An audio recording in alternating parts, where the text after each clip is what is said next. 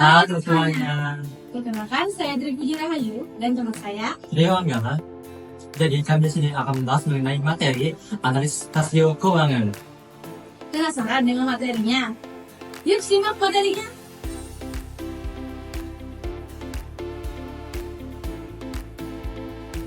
Analisis rasio keuangan adalah salah satu metode analisa keuangan yang digunakan sebagai penilaian perkembangan perusahaan dengan mengambil data dari laporan keuangan selama periode akuntansi.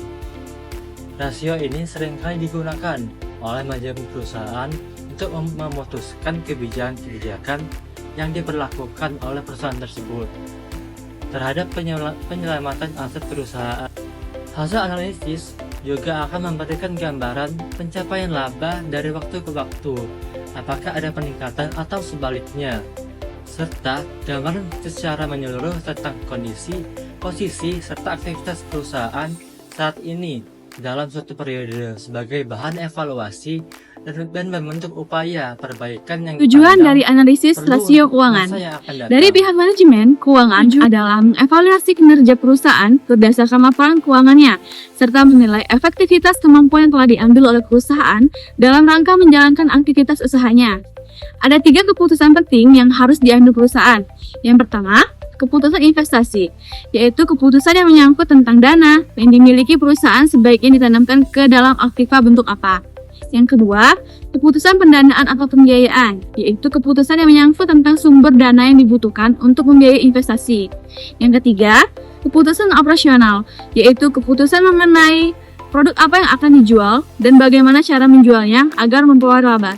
Analisis rasio keuangan pemerintah. Analisis rasio keuangan adalah salah satu ukuran untuk mengidentifikasi ciri-ciri keuangan berdasarkan laporan keuangan yang tersedia. Analisis rasio keuangan terhadap anggaran pendapatan dan belanja daerah atau APBD dilakukan dengan cara menghitung kinerja keuangan daerah dan kemampuan keuangan daerah. Analisis aset. Tahapan analisis aset. 1. Membandingkan nilai tiap-tiap pos aset dalam neraca tahun sekarang dengan tahun sebelumnya. 2. Menghitung proporsi dan persentase masing-masing kelompok aset dengan total aset. 3. Menghitung modal kerja atau working yang dimiliki pemerintah daerah. 4. Menghitung rasio keuangan terkait dengan aset. Yang terakhir, mengevaluasi hasil perhitungan interpretasi dan prediksi. Bentuk analisis aset. 1. Analisis pertumbuhan aset. Dengan melakukan perbandingan nilai tiap-tiap pos aset dalam neraca untuk mengetahui persentase perubahan posisi aset pemerintah daerah selama 2 periode berurutan. Rumus pertumbuhan aset sama dengan nilai aset tahun ke N dikurang nilai aset tahun ke N dikurang 1 dikali 100% dibagi nilai aset tahun ke N dikurang 1. Selanjutnya, rumus proporsi nilai tiap elemen aset. Proporsi sama dengan nilai tiap elemen aset dibagi total aset dikali 100%. Dan rumus modal kerja sama dengan aset lancar dikurang kewajiban lancar. Analisis rasio. Rasio likuiditas terbagi menjadi rasio lancar, rasio kas, rasio cepat, dan rasio modal kerja terhadap total aset. Rasio likuiditas yang pertama adalah rasio lancar atau current ratio. Rumus current ratio sama dengan current asset dibagi current liabilities dikali 100%.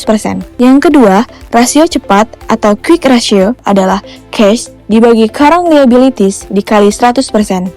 Selanjutnya, rasio kas atau cash ratio.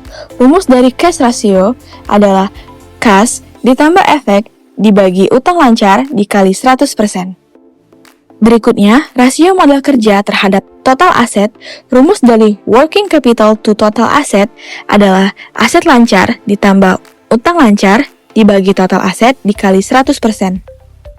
Analisis rasio selanjutnya adalah rasio solvabilitas. Rasio solvabilitas digunakan untuk melihat kemampuan pemerintah dalam memenuhi seluruh kewajibannya, baik kewajiban jangka pendek maupun jangka panjang. Rumus dari rasio solvabilitas sama dengan total aset dibagi total hutang dikali 100%. Analisis kewajiban. 1. Rumus dari pertumbuhan utang sama dengan nilai utang tahun ke N dikurang nilai utang tahun ke N dikurang 1 dikali 100% dibagi nilai utang tahun ke N dikurang 1. Yang kedua, analisis rasio utang per kapita memberikan informasi mengenai beban utang setiap masyarakat yang menjadi penduduk pemerintah daerah setempat dengan rumus rasio utang per kapita sama dengan total utang dibagi total jumlah penduduk dikali 100%. Yang ketiga, analisis rasio utang terhadap ekuitas bermanfaat untuk memberikan indikasi bahwa bagian dari ekuitas dana yang diperlukan untuk mendanai utang dengan rumus rasio utang sama dengan total utang dibagi total ekuitas dana dikali 100%. Analisis rasio bunga utang terhadap pendapatan asli daerah atau PAD digunakan untuk mengetahui besarnya kemampuan pemerintah daerah untuk membayar bunga utang jangka panjang dengan pendapatan asli daerah dengan rumus rasio bunga utang terhadap PAD sama dengan total bunga utang dibagi PAD dikali 100%. Yang keenam, analisis rasio utang PDRB atau Produk Domestik Regional Bruto. Manfaat analisis ini untuk mengetahui kemampuan daerah dalam menanggung beban utang dan memenuhi kewajibannya berdasarkan kemampuan produktivitas yang dimiliki dengan rumus rasio bunga utang terhadap PDRB sama dengan total utang dibagi PDRB dikali dengan 100%. Yang ketujuh, analisis rasio utang terhadap pendapatan pajak daerah digunakan untuk menambahkan kapasitas pemerintah daerah untuk membayar kembali utangnya dengan pendapatan pajak yang diterima dengan rumus rasio utang terhadap pendapatan pajak daerah sama dengan total utang dibagi pendapatan pajak daerah dikali 100%. Selanjutnya, yang ke-8, analisis rasio utang terhadap PAD atau pendapatan asli daerah digunakan untuk menambahkan kapasitas pemerintah daerah untuk membayar kembali utangnya dengan PAD dengan rumus rasio utang terhadap PAD sama dengan total utang dibagi PAD dikali 100%. Yang ke-9, analisis rasio utang terhadap total pendapatan daerah merupakan perbandingan antara total uang dengan total pendapatan daerah dengan rumus rasio utang terhadap total pendapatan daerah sama dengan total utang dibagi total pendapatan daerah dikali dengan 100%. Analisis ekuitas dana. Yang pertama, analisis pertumbuhan ekuitas dana. Semakin tinggi nilai analisis pertumbuhan ini, semakin tinggi pula nilai posisi kekayaan pemerintah daerah. Memiliki rumus pertumbuhan ekuitas dana atau ED sama dengan nilai ED tahun ke N dikurangi nilai ED tahun ke N min 1 dibagi nilai ED tahun ke N min 1 dikali 100%. Yang kedua, rasio utang terhadap ekuitas dana bermanfaat untuk memberikan indikasi berupa bagian dari ekuitas dana yang diperlukan untuk mendanai utang. Adapun rumusnya yaitu rasio utang terhadap ekuitas sama dengan total utang dibagi jumlah ekuitas dana dikali 100%. Yang ketiga, analisis struktur ekuitas dana bermanfaat untuk mengetahui proporsi dari utang terhadap ekuitas dana. Struktur ekuitas dana yang baik mencerminkan adanya harmonisasi antara sumber pembiayaan eksternal dan pembiayaan internal. Rasio kemampuan daerah. Yang pertama ada rasio Kementerian Keuangan Daerah. Kementerian Keuangan Daerah menunjukkan kemampuan pemerintah daerah dalam membiayai sendiri kegiatan pemerintahan, pembangunan, dan pelayanan masyarakat semakin tinggi. Rasio Kementerian Daerah tingkat ketergantungannya terhadap bantuan pihak ekstern, terutama pemerintah pusat dan provinsi, semakin rendah. Begitu pula sebaliknya. Rasio kementerian pemerintah dapat dihitung sebagai berikut. Pendapatan asli daerah atau PAD dikali 100% dibagi bantuan pusat dan pinjaman. Yang kedua, rasio efektivitas pendapatan asli daerah. Rasio efektivitas menggambarkan kemampuan pemerintah daerah dalam merealisasikan PAD yang direncanakan dibandingkan target yang ditetapkan berdasarkan potensi real daerah. Kemampuan daerah dalam menjalankan tugas dikategorikan efektif apabila rasio yang dicapai minimal sebesar 1 atau 100%. Semakin tinggi rasio efektivitas menggambarkan kemampuan daerah yang semakin baik.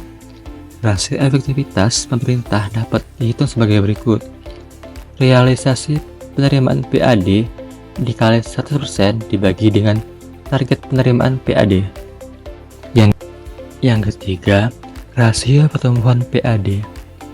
Rasio pertumbuhan mengukur seberapa besar kemampuan pemerintah daerah dalam mempertahankan dan meningkatkan keberhasilan yang telah dicapai dari periode ke periode berikutnya.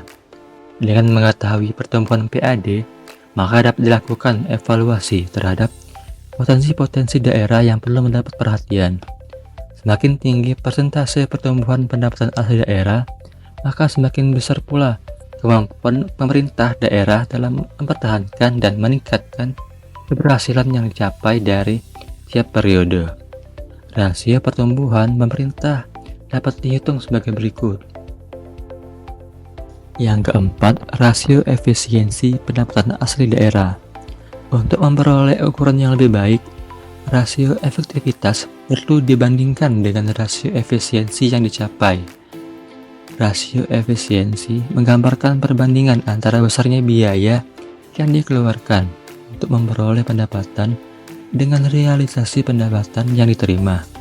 Kinerja pemerintah daerah dikatakan efisien apabila rasio yang dicapai kurang dari 1 atau di bawah 100%. Semakin kecil rasio efisiensi menggambarkan kemampuan daerah yang semakin baik.